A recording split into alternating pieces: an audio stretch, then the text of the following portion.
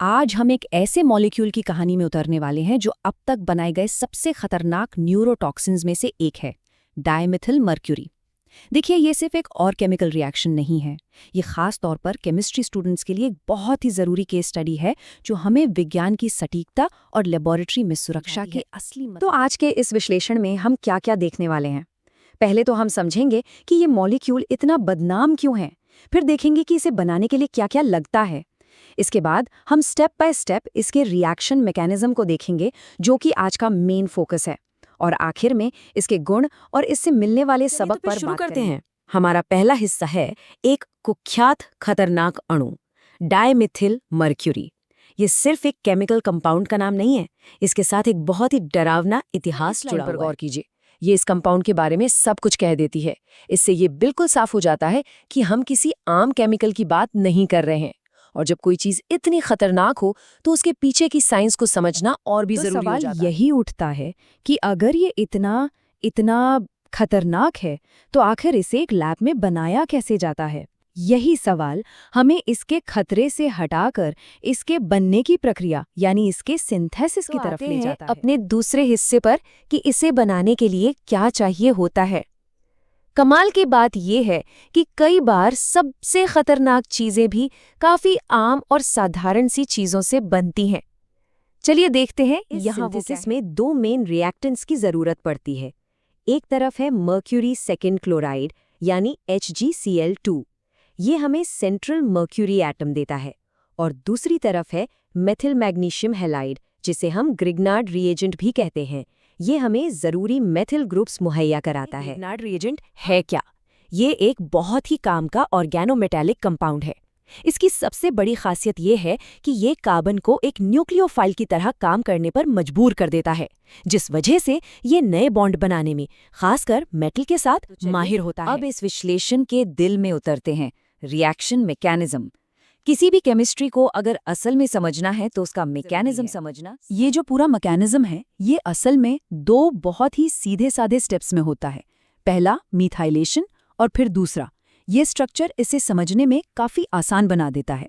आइए अब हर स्टेप को थोड़ा। तो स्टेप 1, इसमें होता क्या है, एक ग्रिग्नार्ड रिएजेंट का मॉलिक्यूल आता है और मर्क्यूरी सेकेंड क्लोराइड से रिएक्ट करता है। अब ग्रिग्नार्ड रिएजेंट का जो मिथिल ग्रुप है वो HgCl2 में से एक क्लोरीन एटम को आप कह सकते हैं हटाकर उसकी जगह ले लेता है। नतीजा हमें मिलता है CH3HgCl, जो कि एक मतलब रिएक्शन का आधा रास्ता। के पीछे जो मेन केमिकल प्रिंसिपल काम कर रहा है उसे ट्रांसमेटिलेशन कहते हैं। इसमें एक ऑर्गेनिक ग्रुप यानी हमारे केस में मेथिल ग्रुप एक मेटल मैग्नीशियम से दूसरे मेटल मर्क्यूरी पर ट्रांसफर हो जाता है। ये ऑर्गेनोमेटालिक केमिस्ट्री का एक बहुत ही फंडामेंटल कॉन्सेप्ट है। दूसरा और आखिरी स्टेप, यहाँ एक और ग्रिग्नार्ड रिएजेंट का मॉलिक्यूल आता है और हमारे बने हुए इंटरमीडिएट यानी CH3HgCl से रिएक्ट करता है। ये भी बचे हुए क्लोरीन एटम को हटा देता है और फाइनली हमें हमारा प्रोडक्ट डाइमेथिल मर्क्यूरी यानी CH3(2Hg) मिल जाता है। तो अब हम ये तो जान गए कि ये मॉलिक्यूल बनता कैसे है, तो अब जरा इसके गुणों पर और इसे हैंडल करने के लिए जो बेहिसाब सावधानियां बरतनी पड़ती हैं उन पर भी एक नजर डाल लेते हैं। इसे और ज्यादा खतरनाक बनाते हैं। ये एक रंगहीन वॉलेटाइल लिक्विड है, मतलब इसके धुएं से भी उतना ही खतरा है। पर सबसे डरावनी बात है इसकी स्किन से एब्जॉर्ब होने की क्षमता। ये आम लेबोरेटरी ग्लव्स को भी आसानी से पार कर सकता है। ये जो नंबर स्क्रीन पर है जरा इस पर गौर कीजिए। लगभग 0.1 ml, मतलब पानी की सिर्फ 1 या 2 बूंद के बराबर। इतनी सी मात्रा अगर स्किन पर लग जाए तो वो जानलेवा साबित हो सकती है। इससे अंदाजा लगाया जा सकता है कि जरा सी भी लापरवाही कितनी ज्यादा भारी पड़ सकती है। इस पूरे सिंथेसिस से हम सीखते क्या हैं? ये सिर्फ एक बनाने की विधि नहीं है, ये अपने आप में विज्ञान के कुछ बहुत जरूरी सबक सिखाती है। हमें दिखाता है कि ग्रिग्नार्ड रिएजेंट्स जैसे पावरफुल टूल्स का इस्तेमाल करके ट्रांसमेटिलेशन जैसे फंडामेंटल प्रिंसिपल्स के जरिए नए बॉन्ड कैसे बनाए जा सकते हैं।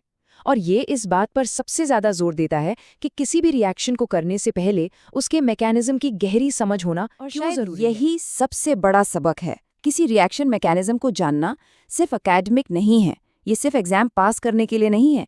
यही ज्ञान लेबोरेटरी में आपकी सुरक्षा की बुनियाद है। ये थ्योरी और प्रैक्टिकल सेफ्टी के बीच का एक तो अंत में ये विश्लेषण हमें एक बहुत ही जरूरी सवाल पर लाकर छोड़ देता है किसी इतने खतरनाक मॉलिक्यूल को बना पाना हमें उस जिम्मेदारी के बारे में क्या सिखाता है जो साइंटिफिक काबिलियत के साथ आती है? ये सवाल सिर्फ केमिस्ट्री का नहीं है, बल्कि एक साइंटिस्ट होने के नाते हमारी नैतिकता का भी है।